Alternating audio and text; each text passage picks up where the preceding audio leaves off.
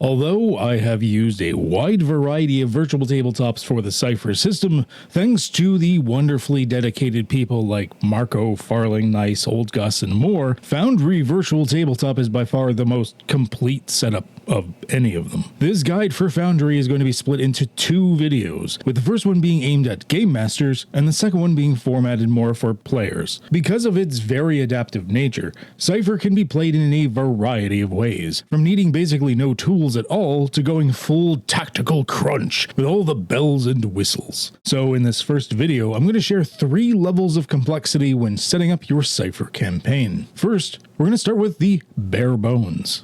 When you first load up your Foundry Virtual Tabletop, it's going to look like this. There's not a hell of a lot to it, to be perfectly honest. And what I've done is I've gone here and I've made a couple of bare-boned PCs and NPCs. I have not done anything to them except for adding a couple of things for the PCs in each area, such as skill, a weapon, abilities, something like that. We're going to be sticking very simple and bare bones for this. You see, like the character sheet, you have basically everything filled out that you would normally have within a Cypher character.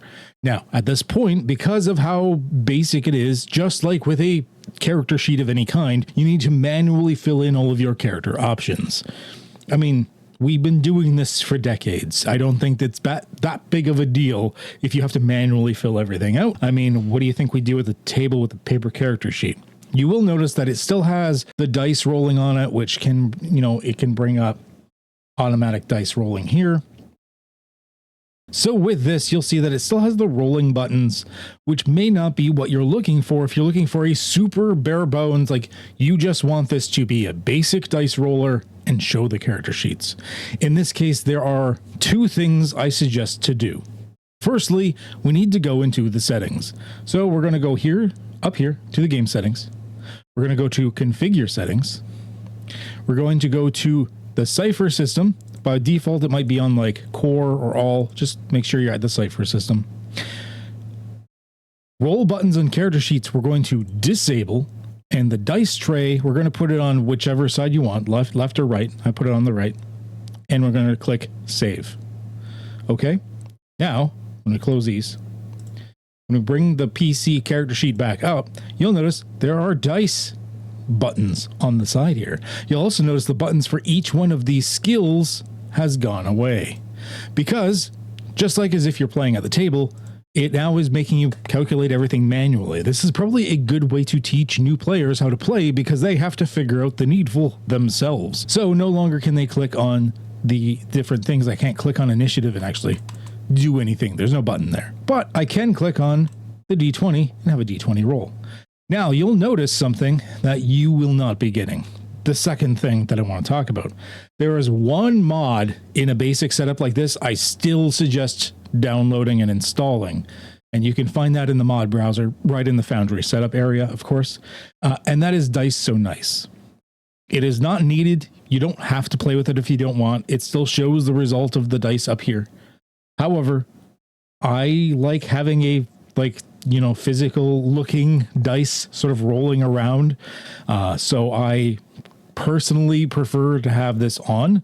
I would suggest turning it on, because a lot of players like to see their shiny click-clack math rocks. And of course, with Dice So Nice, you can go into the settings and actually customize what it looks like. That is literally the only mod in a basic setup I suggest. Other than that, everything else in the character sheet, super simple. You're filling it out just like you would a paper character sheet. And that's it. You're done. Because this is for the super bare bones basic setup, where it's assumed your GM is probably just going to be talking at you, theater of the mind style. You don't need much else. At the very most, if you wanted to go just a touch more, the GM, you could create a scene. Doesn't matter what, just like the main scene. Okay, we're not even going to put a picture or worry about anything in here. Actually, one thing we will do was we're going to get rid of this grid. So I go into grid, go to grid list. There we go. So reason I would do this is because then you could always show pictures on here for them if you want. You could just go into your, so I go down to tile controls, tile browser, and I can find whatever pictures I have here. I've had other players put in very random pictures in here actually. But like, say I wanted like this map. Okay. I can just click and drag it from the tile browser. Boom. We've got a map that we can look at. Or I want to drag in other pictures just for the theater of the mind experience, just to show pictures with it. Not a problem. Very easy to do. You're done. This was the setup. Everyone's like, oh, Foundry is so complicated. Within literal seconds, you can be up and running and you're fine. You type in your stuff, you play the game. That's it. That is the bare bones. It's not complicated at all. You can really just play the game like you would any other very simple virtual tabletop. Now, even if I were running it like this, of course, like I've made one other module I would put in, and then this is available in the Cypher Unlimited Discord and my Discord as well. That's just like I made a dark mode. This way, I just like the look of this better. That's my personal thing. The other thing I would like to do when going through these sort of settings for a basic setup is I would like to go through the character sheet settings. I know you could do this. I was debating on whether to do this in the player video or GM video, but I think as a GM, there might be certain standards you want to set on a character sheet. So we're going to do this now. First thing we're going to do is, of course, we're going to turn off the dark mode because I want everything to look as normal to what you're going to see as possible. There are a ton of settings for the Cypher character sheet because it's Cypher. I mean, there's even things you can like set it to like unmasked, where you've got your masked and teen versions, or the strange, where it adds a thing where you can start like add in recursions, so it automatically switches your focus depending on the recursion that you're in. We're going to stick with general Cypher for now. You can add an additional sentence field, usually for flavors, although maybe you've got a second descriptor or something like that. You can add an additional pool if you're doing something fancy there. You can add if the pool has an edge score. Don't worry about the tags tab for a simple setup like this. That's more for an automation thing. And I've got a whole video on tags that you can check out. It is super handy. And once again, Marco is adding more and more toys to this all the time. Hide archive. If that's clicked, normally, actually, let's uncheck it. Normally, if you have something archived, this is especially useful for ciphers. Say you have the super explosion cipher, it's level 10, cool. All right, so normally you use a cipher, you're like, okay, well, say this super explosion cipher goes on for a minute for some reason. I just click to archive it, and I know it's grayed out. I know I don't have it anymore, but I can still reference it. And then I can archive it, or I can hold the Alt key and it would actually delete it if I clicked on it. So let's bring back Cypher. Now, if I click on hide archive and I go to archive it, it goes away. But the thing is, it's not gone. If I unhide that, you'll see it's still there. So hide empty categories. This is if you have categories but you don't have anything in them. I wouldn't use this too often. Don't worry about it. Hide the favorite button. This is a new option that he's added recently. When you hold the Alt key, you can favorite something. Like say you've got like a bajillion skills here and you're like, oh, I want running to be first. If you hold the Alt key and click the star, it'll sort of bump it to the top. Hiding the favorite button just means that those buttons, well, theoretically shouldn't exist. I don't know. Custom sheet design, you don't got to worry about it. That's if you really want to like, he's got a few different like colors you can do here, like a background icon. And you can change like the Cypher logo here if you want the, like something like that, or even do a custom logo, or you can just go none and just get rid of it and keep all of them there. I'm going to go back to the default. This is what it looks like by default. You can create your own categories in basically everything. The skills, abilities, equipment. You can create your own categories. So skills, say the first one's going to be combat skills, but then you're going to have like knowledge skills, active skills. Now, if you go to skills, you'll see that, oh, hey, like running could go into active, for example. You can just click and drag them. You can also set it up in the configuration, but once again, that's more complicated than we need to go. This is the bare bones basic setup. So if you want categories just to organize it better, you can. Cool, no problem. Okay, you can sort skills by rating. You can add power shifts if you want, which adds a new thing to the skills category of power shifts. If you're playing in supers, vampires, gods of the fall, anything that has like a power shift type setup. Combat, you can change your number of one action and 10-minute recovery rolls, because there are, of course, a lot of abilities that can change these things. You can add lasting or permanent damage, which is a rule that I personally use. So you can add them there, which the lasting permanent damages lower your maximum pools in something. You can add ammo to the combat. You want an ammo area if you use ammo. I use a depletion, like a resource thing in like Void Home and stuff, but I don't use individual ammo. I find it tedious. Ability categories, just like skills. Equipment categories, just like skills. You can add currencies. You can even add like multiple different types of currencies. Say I want 6 currencies. And we can add adamantine, mithril plate. You can name them whatever you want. You can type in these boxes and then it'll name it. See? If you just have one, by default, it actually goes to shins, which is for Numenera. So if you play Numenera, that's pretty cool. So you can hide the currency names in the equipment tab for tooltip mode only. So this one, you go here, you see that it's not there, but if you hold your cursor over it, you see what type it is. I mean, personally, I would just like to show it so that you can see, hey, that's shins. Shut that off for now. You can rename the different things. If you want to rename them, you can rename them. You can also turn on if you have artifacts, oddities, crafting materials. You can sort crafting materials by level, and then you can rename them whatever you want. By default, it's very Numenera centric, like Iotum and parts, but you could rename this to, like I usually do, like resources. So you see resources. Now we'll do a slightly more involved setup with a few more bells and whistles, but not going super crazy on things yet. So what I'm going to do is I'm going to use this same setup I did for the basic, the bare bones one. And we're just going to tinker with a couple of settings, add a few modules, and that's it. So right now, we can go in here. We're going to go into the settings. We're going to turn the buttons back on. I'm going to keep the dice tray on the character sheet. I like it. And one thing I suggest is actually use all-in-one dialogue as default. I actually suggest turning that on. A lot of people I talk to say that this is probably the preferred default. We save. So we're going to close this so that we're going to reopen it. It'll refresh it. And now you see we've got our roll buttons back.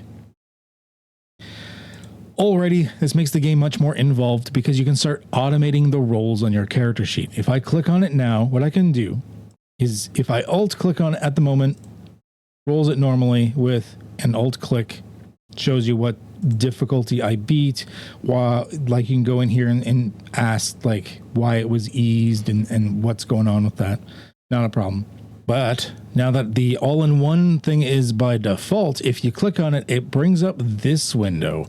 And I like this window, and my players like this window, because generally if you're rolling in Cypher, it's for a reason. Every roll should have impact. Every roll should be important in some way in Cypher. If you're just rolling for the sake of rolling, you probably have other questions you need to be asking. So if it seems tedious because you have to bring this window up every time, you also got to be thinking, why am I rolling so often that this would feel tedious? So when you bring this up, it's all the decisions you would make in Cypher. Like, do I have assets? Am I going to be applying effort to ease this, etc., etc.? So for example, let's just do a might roll. So we're going to click on the little die here. Now you notice that there's all these little dice beside things. Anytime you see that little die icon, it means you can roll on something, including just straight off the pools. So let's roll a might task. Now, by default, it sets the pool to might. And we'll say maybe the GM gave us the difficulty in this case. We're going to say it's a 3 difficulty. And this summary is really awesome. It shows us what we need. Skill level, we're going to say we're practiced at this for now. You could set yourself to train, specialize, inability, whatever. Say a buddy is helping us out. Let's put in an asset. Okay? Effort to ease tasks. We have 1 effort, which means we could ease it if we want. So you know what? Let's do effort to ease task. And we'll see it's giving us a readout of like what our might is going to be when we're done. It's showing us how much we have spent. We don't have an edge there, so it's not lowering it at all. If it had an edge there, it would show you that it was lowering it. We can do effort for other uses. However, we've already done 1 effort. What happens if we do too many effort?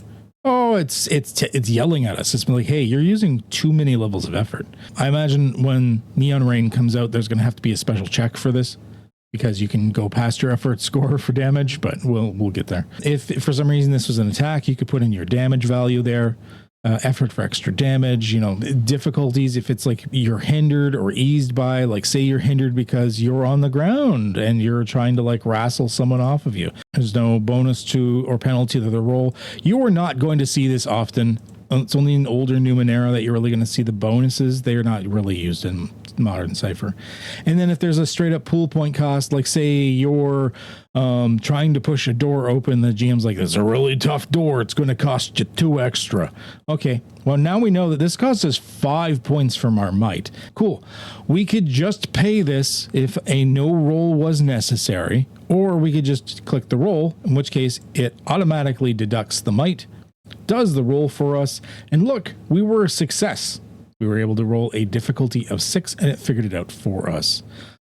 I like it. I think it's pretty awesome. Now, once again, that's it. Like we haven't gone too much more complex yet. We're just automating some of the actual roll scenarios as far as this is concerned. One other thing I would do for a moderate setup like this is there are 2 more modules I would bring in. Actually, there are 3 modules I would bring in. So what I've done is I have activated a couple more modules. So I have activated the CSRD Character Creation Pack and Compendium, which automatically also needs the Cypher SRD Compendium. And I've also installed the nice Cypher System add-ons. You'll see why I've added that one on in a minute. But these first 2 are giving you basically everything in the SRD, thanks to multiple contributors like Marco and Old Gus bringing it in. Now, when we go to the compendiums area, you're going to see that there's a plethora of choices and shit now within here that you can do. Foci, for example. So say we go to Bears a Halo of Fire. You can see that it shows like the individual, like there's your Wings of Fire. Cool. At level 5, we got fire tendrils. Awesome. Now, there's a couple ways you can do this. You can just, in your character sheet, you can just type in, your focus is, there's a Halo of Fire. And then when you get your abilities, you can just click and drag your ability over. Be like, oh, cool. I'm tier 1. I get Shroud of Flame. Awesome. Done. And you can still do those things manually. Or let's get rid of this stuff for a moment. We find the foci we want. Say we want Bears a Halo of Fire. Click and drag it over. And because of the nice Cypher System add-ons, it automatically adds it in there, and it added Shroud of Flame for us because it's tier 1. What you probably want to do actually is you're probably going to want to go to your types, and you're going to want to add your type first. So say we're going to be a warrior. So the only downside is, and I'm not used to this because I have my own setup, is when you add warrior, it adds all of the warrior stuff for some reason. And then you've got to go through and like delete all but the ones that you want, because warrior starts out with 4. So you'd end up having to like delete all but 4 of them. So I suggest if you are doing this, just start with your type, figure out the 4 that you want, then put in your descriptor and stuff like this, because this will set your base pools and stuff. So just do the type first, but you can drag and drop everything that way. And that way you can just click in the character to be like, hey, what does a warrior get again? And just remember what it does. Yeah, that's the only downfall, is it like adds everything, but it's still pretty cool that it adds it so quickly and so easily. That's it for the moderate setup. Of course, once again, you can have whatever level of awesome scenes if you want. One of the things I do, because I have some people that are on the spectrum that don't handle a complete theater of the mind thing so well. So sometimes what I'll do is I have these different type of like sort of abstract grids where everything in the same grid as you is an immediate distance, then one over is going to be short, long, very long, etc.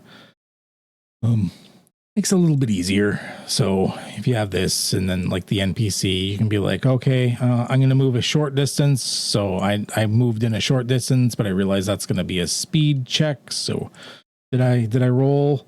Okay, I rolled the difficulty for speed check, which means I can still do an action as well as moving the short distance. Then I can go and I'm going to do my attack. We'll say it's going to be like, actually we can go in here. We're going to roll with the dagger. Dagger already has everything in for the damage. There we go. Rolled a 2. Say that was enough. We did 2 points of damage. Tells us our damage breakdown if we had anything special for that. And voila, Bob's your uncle. Nice and easy. This is only if you need a visual representation, because I know I do have players that require that, and it is a good idea. Now, we're going to switch over to a more complicated bells and whistles type of setup that I and some other people use. This is not required for Cypher. Sometimes all the bells and whistles that I use actually do get in the way of Cypher a little bit. So only use this if you're comfortable spending the time to go that extra mile, but do not think that it's required or sometimes even desirable. I know like some other people in the community, like Shadowmane, for example, would probably prefer the bare bones setup, the first one that I did, where it's just like you can roll a die and you still have to do everything manually. Whereas the next setup is entirely not his bag, and that's okay. Everyone plays in different ways. So let's get into it, shall we? Okay, bells and whistles setup time. This is where things start to get a little bit crazy. I'm going to show, I don't have the same mods on every time, but there's a lot of mods I do generally use over and over again. Now, this is the setup I have for Sunday.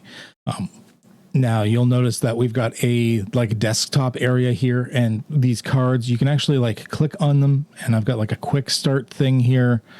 In fact, there's the, actually, if you go here, you do system reference, it actually brings up Old Gus's like system reference guide. So we can do it right in Foundry if we want. Don't have to open a separate tab or anything. I've got the other things I can bring up. The quest log. I've got the setup that I have for the campaign being like, hey, you got to use this stuff. If I click on map, it brings us to our like interactive map thing. The group's right here right now. I've got it set up that it shows like how many hours walked they go and stuff like this. Now, I even have it set up where they have like a shared storage bin. They've been storing, looks like it has some extra batteries and sustenance and extra flashlights, some whiskey, duct tape, cold weather gear. This is a post-apocalyptic game that we're playing in, by the way. In this one, for example, actually, let's go to encounters. They just finished this encounter where they ran across some zombie groups. And then this like giant demon tentacle things popped out of nowhere. I'm running the initiative style out of Void Home, so I don't actually use the combat tracker here for initiative. Instead, I've got it set that whenever someone finishes their turn, I just flag them as done, and it just grays them out like that.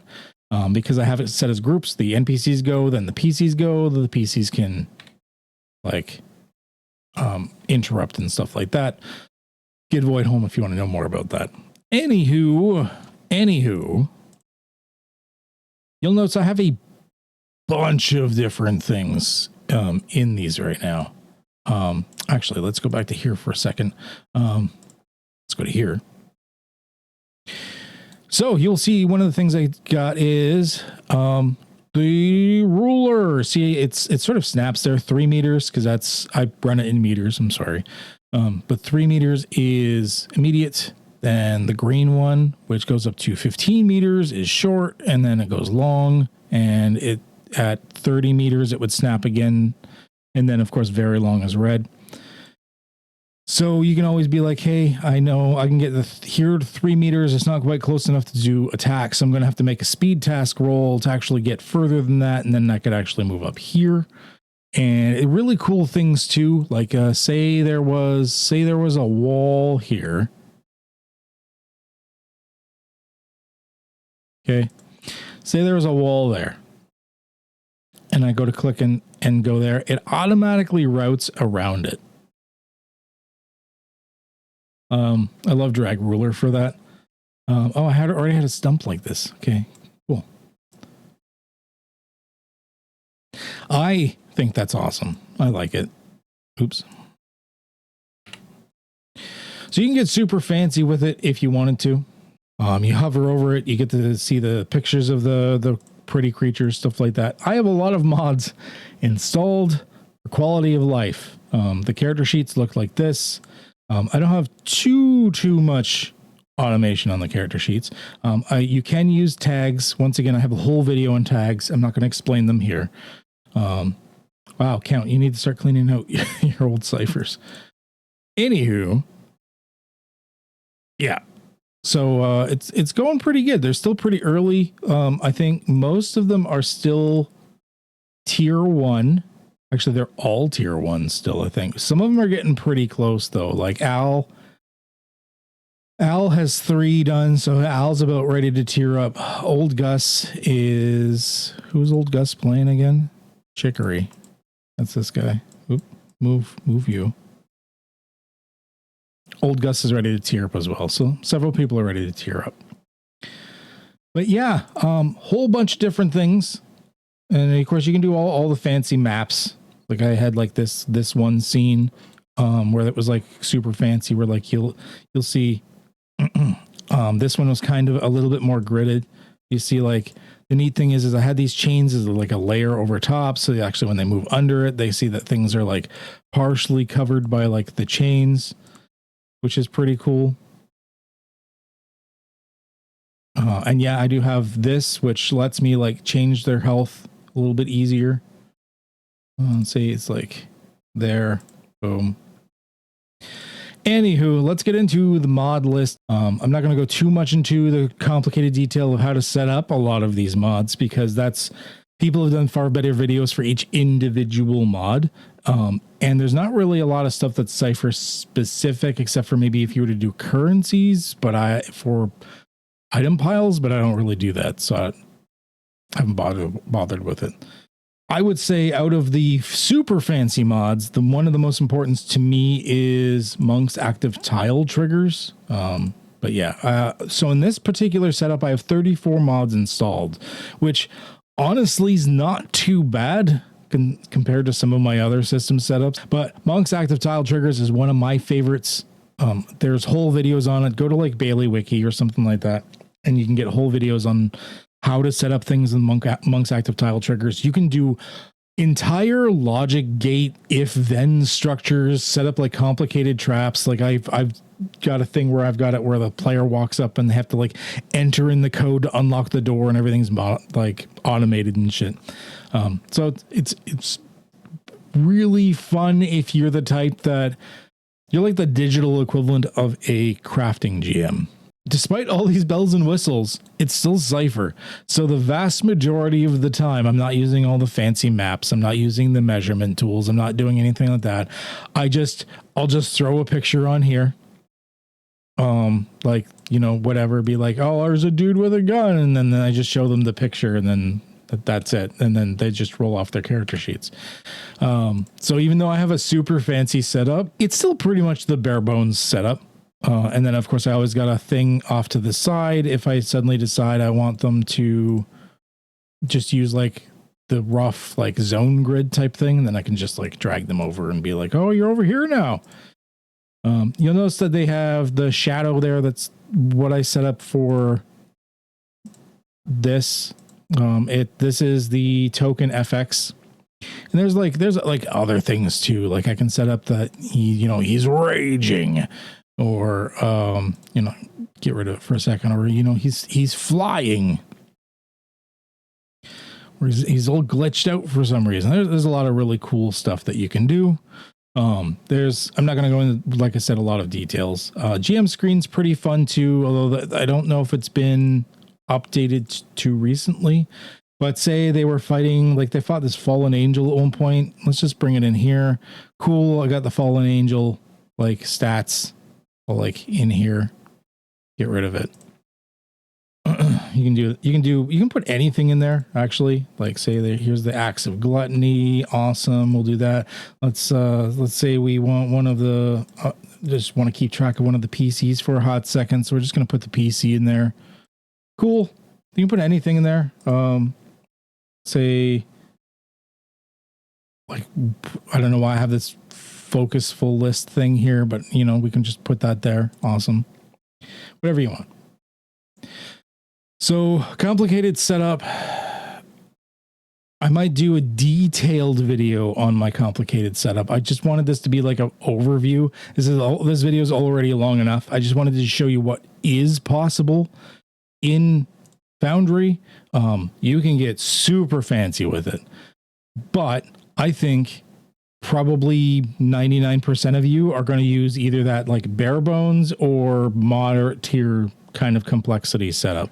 Very few of you, unless you're a streamer or doing actual plays in like recorded format or something like that, 10 to 1, you're not going to be going that far with this stuff as far as like this complicated setup is concerned.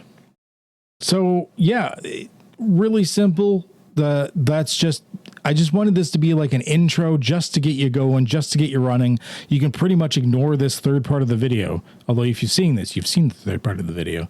I'm going to go in and I'm going to do a player focused video on Foundry Virtual Tabletop that will, just from the player side of things, I'm just going to go through the roller. Some of the stuff is going to touch on the same things I did in this video, but it's just so that the players don't have to watch both videos. You as a GM can just send them the other video, say, hey, watch this, and they'll get the gist of the basics of how to work Cypher within Foundry. Thank you for watching. Hopefully I've edited this down to get rid of some of the rambling that I've done in this video, and we're going to be a little bit better. All right. If you like what I do, don't forget to maybe drop a couple of bucks for this Canuck on my Ko-fi. It helps me get some brewskis and, helps with the daily life and maybe afford some more tools because I've got some woodworking stuff I'm going to be doing in the shop and stuff. As well as making more awesome free content because I've decided, except for Void Home, which is, I've gone the extra mile for that one, so I do kind of want to charge for that one. But except for Void Home, every other book I'm releasing from now on is going to be free on my drive-through. So support me through donations if you feel that I am deserved of it. But feel free to abscond with the free stuff and just squirrel away if you so desire. That's fine by me. All right. As always, stay healthy, stay safe, and have a good one.